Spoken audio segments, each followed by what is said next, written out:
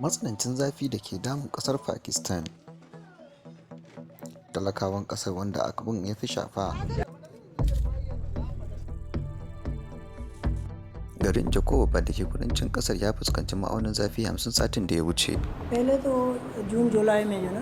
Mafi lokuta zafi na faruwa ne daga Jun da Julai, yana ta'azzara a watan Jun da Julai. Kamuwa da sankarau na faruwa ne a watannin nan biyu, amma yanzu hakan na faruwa ne da kaɗan da kaɗan. Ya ɗan soma kaɗan yanzu, sankarau kuma sai ya biyo baya. Hakan na ƙaruwa sosai.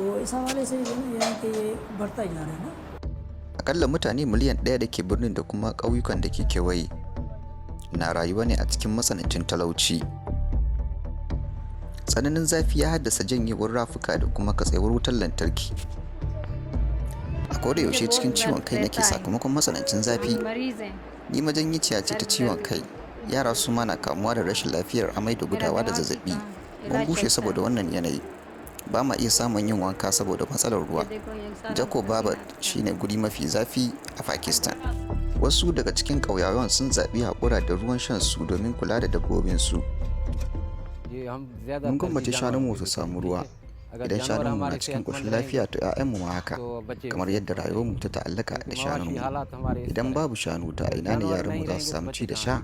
Shanunmu na taimaka mana wajen mu'amalar yau da gobe, kamar samar da magani da yara. Gaba ɗaya rayuwarmu mun dogara ne da shanunmu.